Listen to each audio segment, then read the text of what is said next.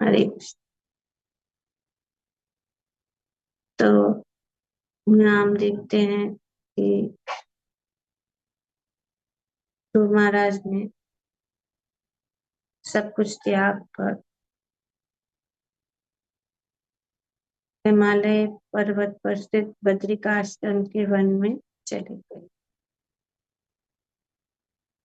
और बद्रिकाश्रम में ध्रुव महाराज इंद्रियां पूर्ण शुद्ध हो गई, क्योंकि वे स्वच्छ शुद्ध जल में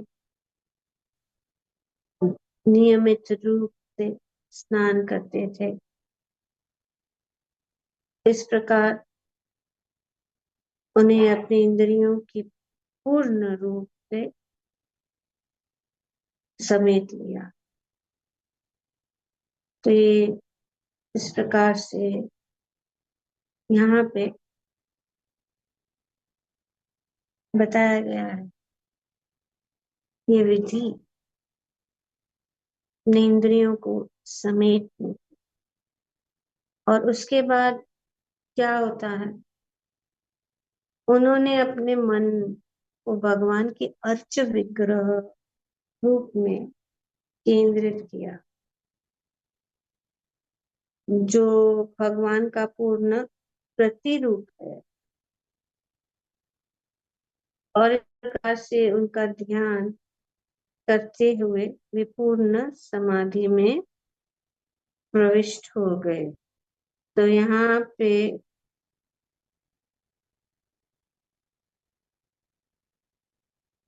हम देख रहे हैं, प्रभुपाद जी बताते हैं कि अष्टांग योग की पद्धति का वर्णन हुआ है, जिसके ध्रुव महाराज पहले से ही जानते थे। उन्होंने पहले ही अभ्यास किया था बचपन में ही। और अब फिर से यहाँ पे ये अष्टांग योग, अष्टांग योग क्या है, कौन जानता है?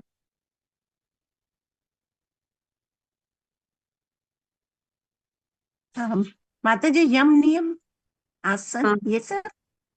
यस यम नियम आसन यस। प्राणायाम प्राणायाम आदि। नियम, आसन, प्राणायाम, प्रत्याहार, प्रत्याहार, ध्यान और फिर समाधि, है ना। तो इस प्रकार से ये समाधि में तक पहुंच गए। तो समाधि में क्या देख रहे हैं वे, भगवान का। उन्होंने अपने मन को, तो ये अष्टांग योग का उद्देश्य यही है कि भगवान समाधि में देखे या भगवान को समाधि में अनुभव किया जाए। तो इस प्रकार से वे अच्छ विग्रह रूप में अ, उन्होंने केंद्रित किया, जो भगवान का पूर्ण प्रतिरूप है। तो ये अर्च विग्रह परमेश्वर की सही प्रतिनिधित्व करता है, मतलब वही है। भगवान और अर्च विग्रह में कोई अंतर नहीं है। तो भगवान, क्योंकि हम हमारी परिस्थिति ऐसी है कि हम भगवान को अपने इस इंद्रियों से नहीं देख सकते। हम इंद्रियों से नहीं देख सकते। तो भगवान अपने अहेतु की कृपा से वे अच्छे विग्रह के रूप में अपने आप को प्रस्तुत करते हैं। और ये शास्त्र के अनुसार ये बताया गया है कि किस प्रकार से अर्च विग्रह का रूप बनाया जा सकता है। जैसे कि यहाँ पे वर्णन किया गया है कि उनको अर्च विग्रह कोई जैसे कि अम, स्थूल पदार्थ जो है, पत्थर, धातु, काष्ठ, रत्न, रंग से बनाया जाता। तो ये शास्त्रों के अनुसार, जैसे कि ये जितने जितने धातु है जो हम देख सकते हैं ना, जैसे कि मिट्टी, हाँ, मिट्टी से बनाया हुआ, धातु से बनाया, रत्न से, हाँ, या उसका पेंट करके, हाँ, या कभी कभी रेत के ऊपर भी बनाते हैं ना भगवान का अर्च विग्रह, कभी गोबर से भी बनाते हैं अर्च विग्रह। तो ये सब शास्त्रों के अनुसार बताया है कि किस प्रकार से भगवान का रूप कैसा है, उनका उनका मुख कैसा है, उनके नेत्र कैसे हैं, हर हर जो है उनके अंग है, जिस प्रकार से स्वयं भगवान का जो अंग है, भगवान का जो रूप है, वैसे ही जो है अर्च विग्रह का रूप बनाया जाता है। और फिर भगवान को आवाहन किया जाता है कि वे उनको अ, उस विग्रह में आके उपस्थित हो जाए, उनको प्रति प्राण प्रतिष्ठा। तो उनमें भगवान आके तो निवास करते हैं। वैसे तो भगवान जो है हर एक चीज में है, भगवान ने अपने आप को विस्तारित किया है क्षीरोदाक्षाई विष्णु के रूप में। हर एक कण कण में उन्होंने अपने आप को विस्तारित कर दिया है। तो इस प्रकार से वे अर्च विग्रह या जो भी ये धातु है, उसमें भी भगवान उपस्थित है। पर हम और सब जगह भी उपस्थित है। हम सब जगह जैसे कि हम अगर आकाश में भी ऐसा अ, देख सकते हैं, पर हमारी इंद्रियां जो है सीमित है। तो हमारी इंद्रियों की दोष के कारण भगवान क्या करते हैं, भगवान अ, अपने अपने एक इस रूप में अपने आप को प्रस्तुत कर सकते हैं ताकि हम उनको देख सकें। नहीं तो हम उनको इस नेत्र से नहीं देख सकते हैं। तो जैसे कि आत्मा को हम नहीं देख सकते हैं, और आध्यात्मिक रूप को नहीं देख सकते हैं। जब आत्मा जैसे कि किसी की मृत्यु हो जाती है और कोई अपने शरीर को त्यागता है, तो उनका जो आध्यात्मिक रूप आत्मा को हम नहीं देख सकते, क्योंकि ये अ, अपने इंद्रियों का क्या है, दोष है। तो इस इंद्रियों से हम अ, आध्यात्मिक रूप को नहीं देख सकते हैं। तो इसके लिए भगवान जो है, क्योंकि भगवान अ, आध्यात्मिक है, भगवान का रूप पूर्ण आध्यात्मिक है। वे उनमें कोई जो है भौतिक अ, चीज नहीं है। भगवान जो है कैवल्य है। तो उन कैवल्य मतलब उनमें कोई जो भौतिक धातु या जो कहते हैं भौतिक चीज, उनमें कुछ है ही नहीं है। तो इसीलिए भगवान जो है इस भौतिक जगत के ये इन सब चीजों में अ, अपने आप को अर्च विग्रह के रूप में प्रस्तुत करते हैं। और वे स्वयं वहाँ इसमें उपस्थित रहते हैं। तो इसलिए मंदिरों में हम ध्यान नहीं कर सकते, हमारी इंद्रियां ऐसी नहीं है कि हम भगवान को ऐसे देख सकते हर समय। तो इसीलिए अर्चक विग्रह है।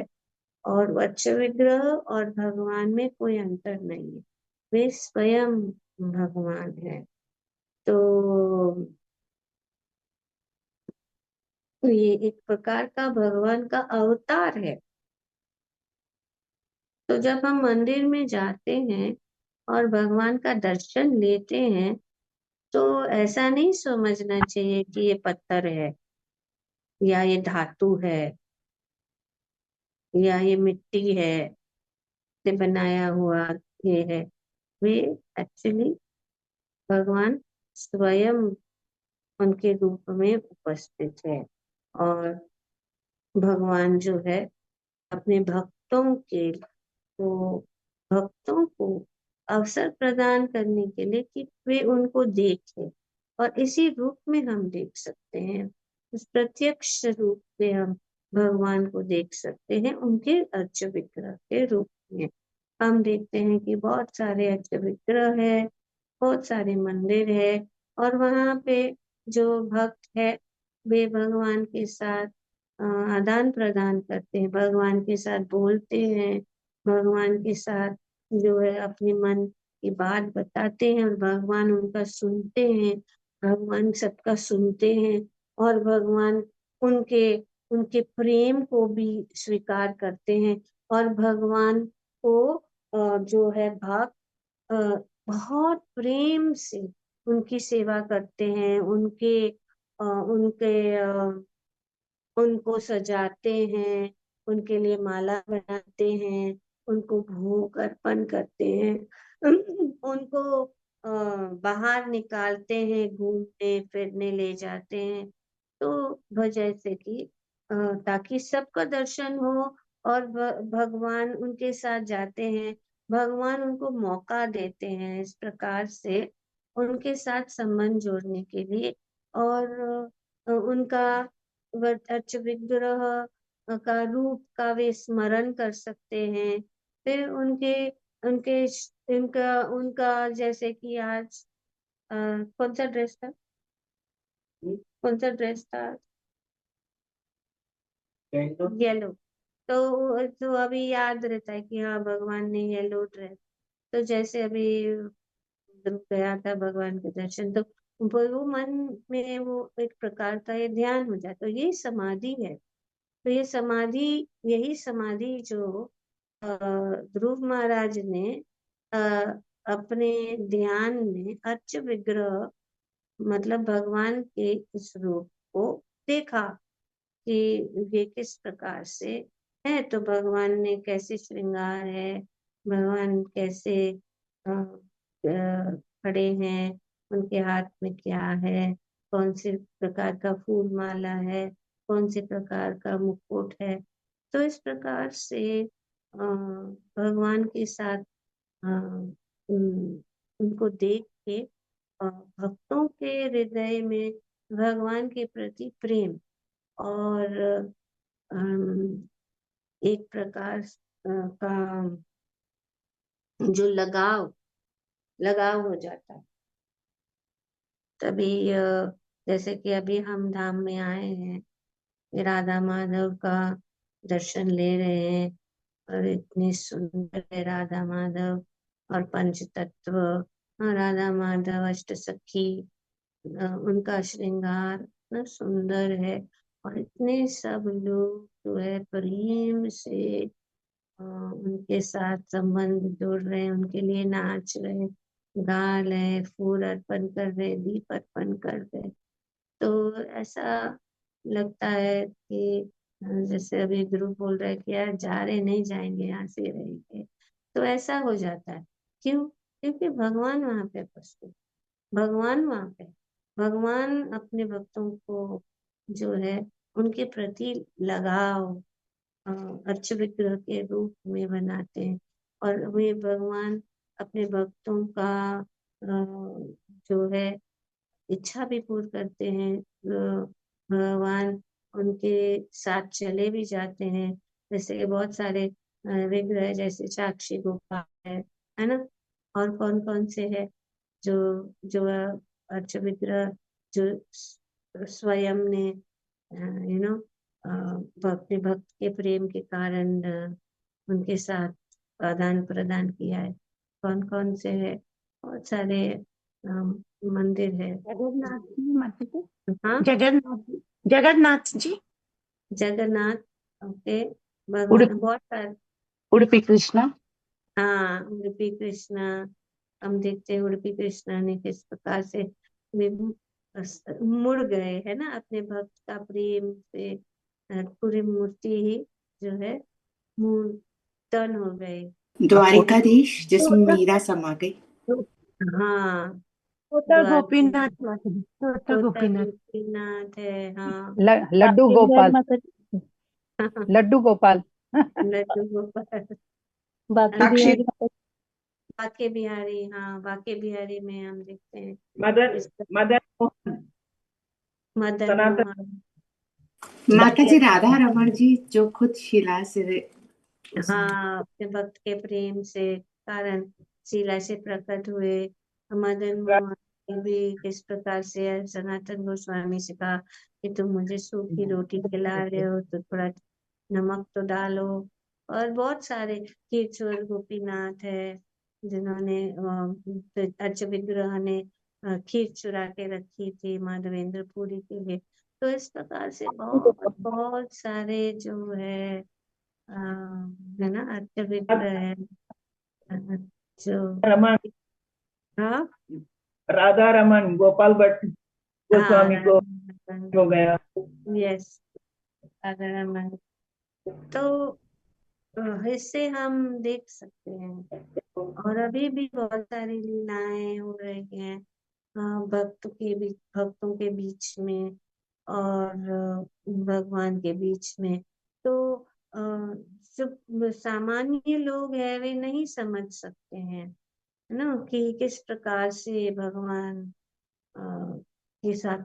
और यहाँ पे जैसे कि वृंदावन में भी अभी गए थे, तो वृंदावन में देखा कि कितने सारे जो दुकान है, और उस दुकान में भगवान का श्रृंगार, भगवान के वस्त्र, अनेक अनेक प्रकार की, इतने इतने, क्यों, ये पूरा एक भगवान के श्रृंगार, भगवान के कपड़ों।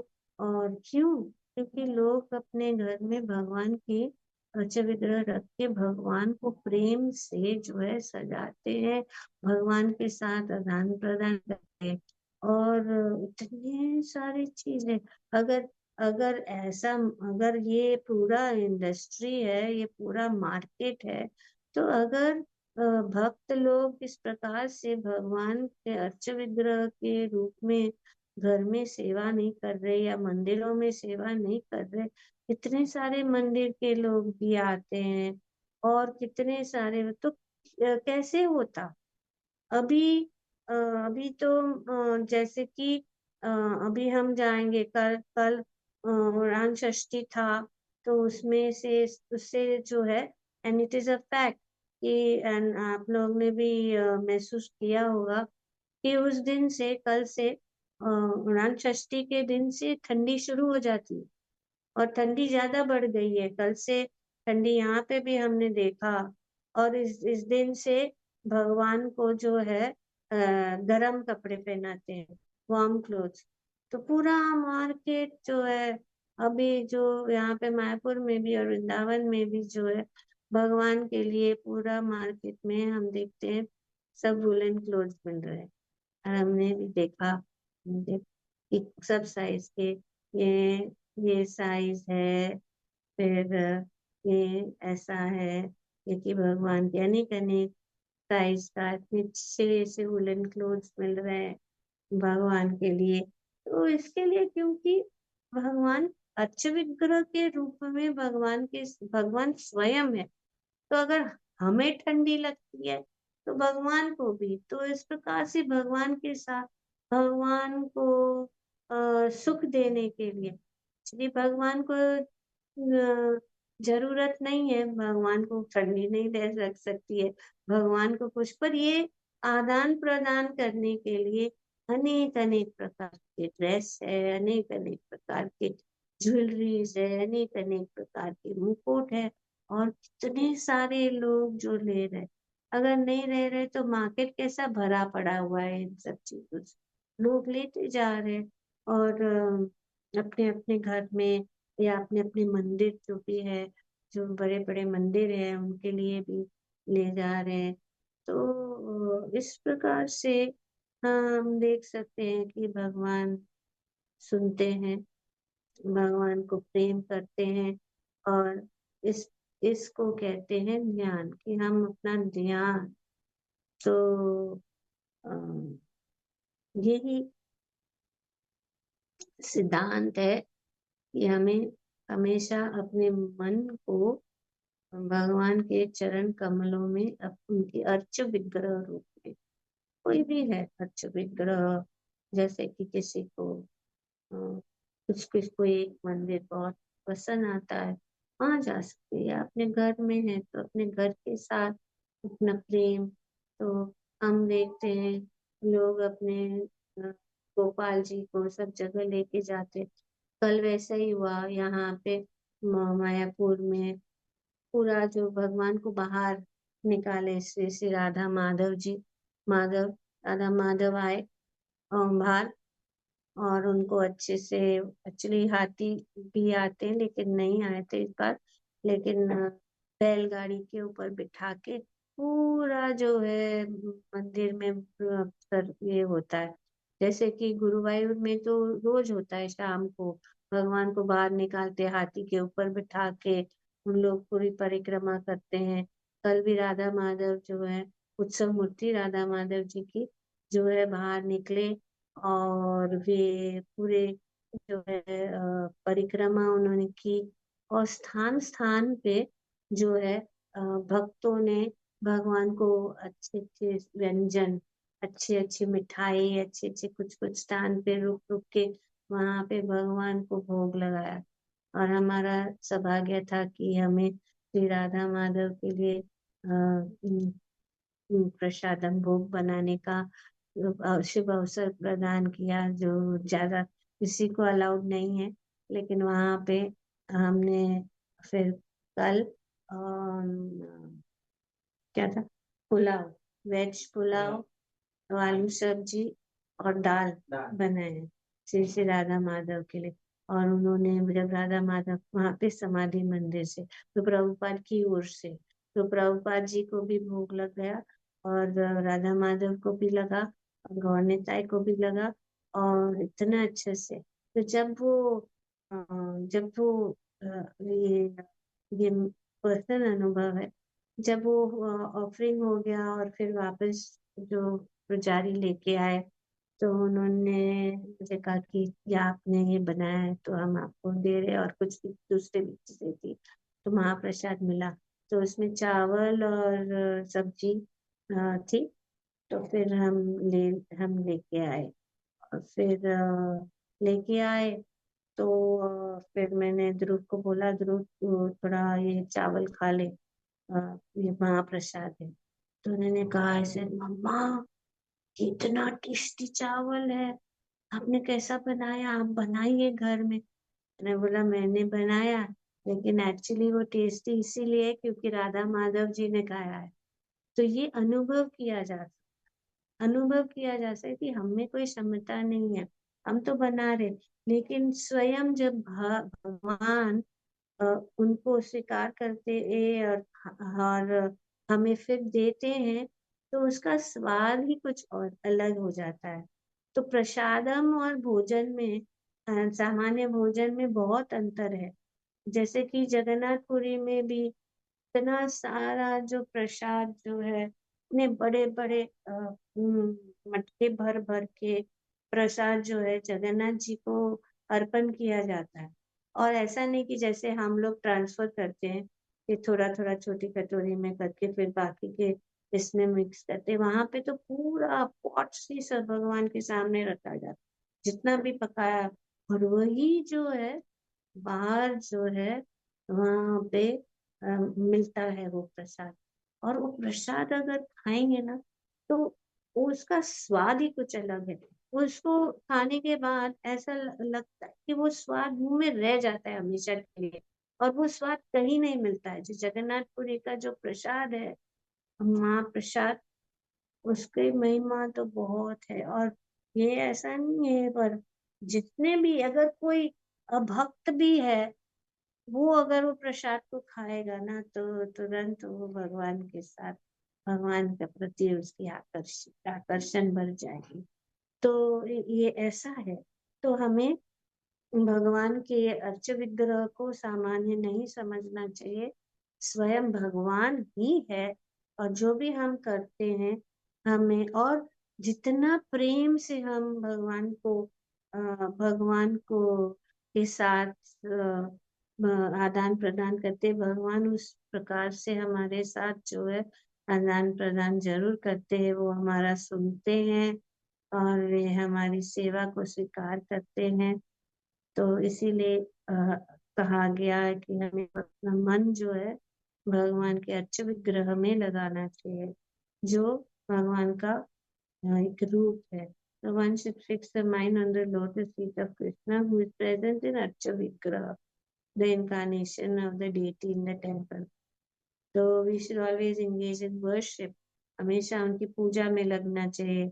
हमेशा उनके विषय में बोलते रहना चाहिए, उनके विषय में सुनते रहना चाहिए।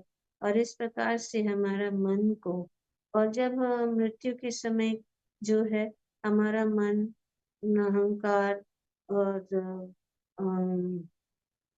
बुद्धि, जो हमारे साथ सूक्ष्म शरीर है, वो हमारे साथ जाएगी, वो जो है शुद्ध हो जाती है, वो पवित्र हो जाती है, आध्यात्मिक हो जाती है।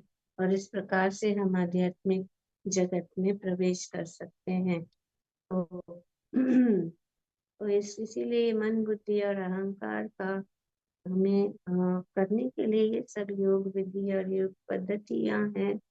क्योंकि हम सच्चिदानंद है, तो हम अपने सच्चिदानंद रूप में आ जाते हैं। और इसका प्रिस्क्रिप्शन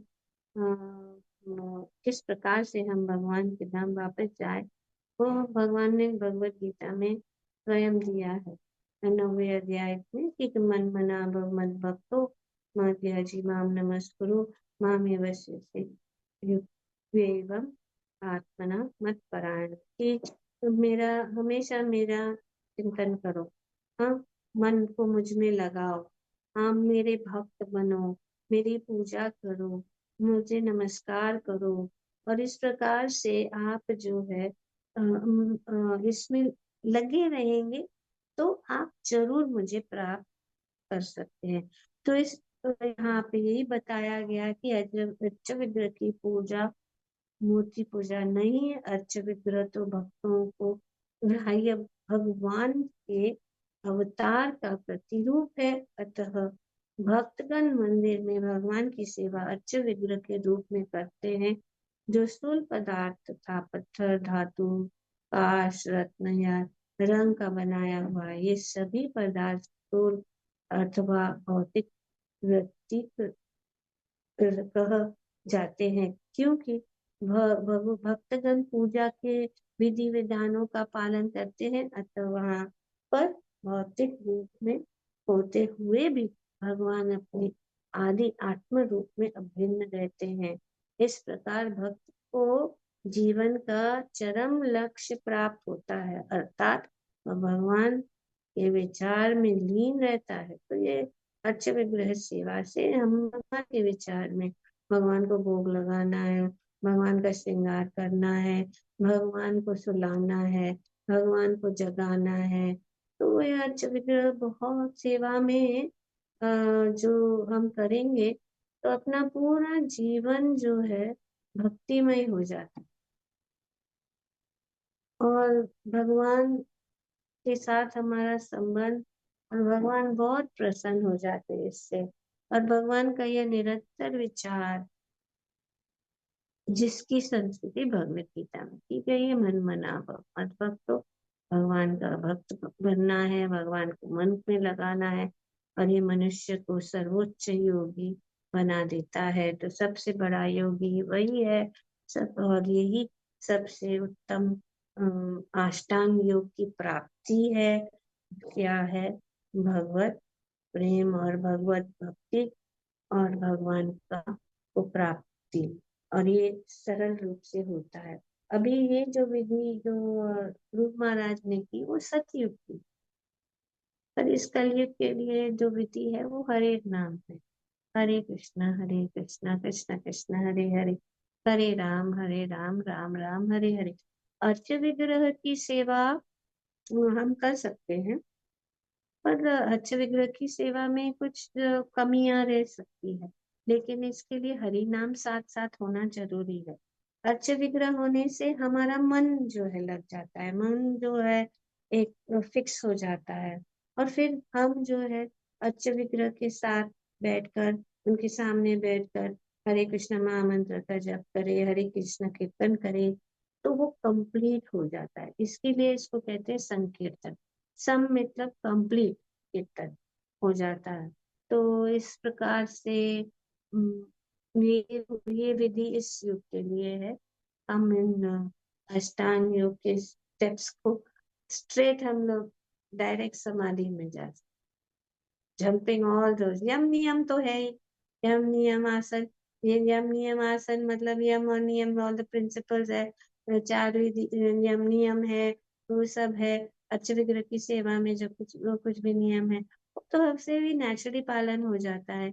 और आसन ये है कि सीधा सरल बैठ के हाँ, बैठ के सुनना है, तो ये आसन हो गया। और फिर हरे कृष्ण महात्मा मंत्र करते हुए क्या हो जाता है, हमारा श्वास प्राणायाम भी हो जाता है। तो ये पूरा कंप्लीट योगा है प्रोसेस, जो भक्ति के विधियों से कंप्लीट हो जाता है। ठीक है, थैंक यू वेरी मच। हरे कृष्णा, धन्यवाद।